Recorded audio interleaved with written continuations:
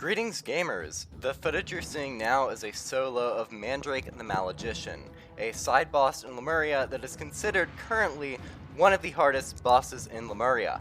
To my knowledge, I am the first person in the world to solo this, unless someone else has done it without uploading it to YouTube, but either way, I'm the first to do it and upload it. I just wanted to explain my strategy and what this boss's cheats are since it can be a little confusing looking at it from the outside in. So the main annoyance with this boss is at the end of every round, he'll do a hit that will deal about 1/7 of your health. Additionally, after around 4 rounds, it's really not clear what the trigger is. The boss will pull it up a minus 100% aura, which basically negates any damage that can be done to it.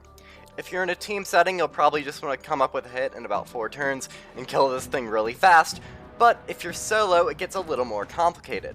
One thing that's really important is to put up a stun block early on since the minion loves to use Frost Giant, and if you get stunned, the entire strategy is screwed up.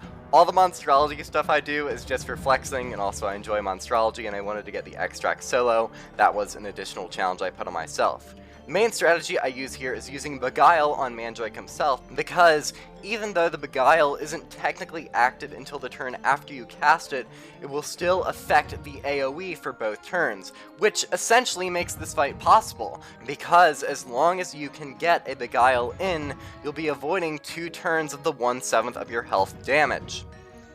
Then the fight comes down to a lot of RNG. Sometimes the minion will shield Mandrake. This can be countered by the minion hitting Mandrake because of the Beguile, but also this isn't entirely guaranteed. Also, Mandrake will sometimes weakness you, which actually happens to me. And the minion can also taunt, making it impossible to hit Mandrake, which can be super annoying. That's also a run reset. You basically also have to go first in this run in order to win. Another thing you need to keep track of if you're doing this Beguile strategy is the amount of pips you have, since Beguile very quickly drains your pips. I set this strategy up so I would have exactly 6 at the end so I could use Winged Sorrow and take him out. Just focus on building up to a low pip, preferably Shadow Hit, and make sure you get the Strike up too. I actually went out of my way to make a Pierce build for this fight.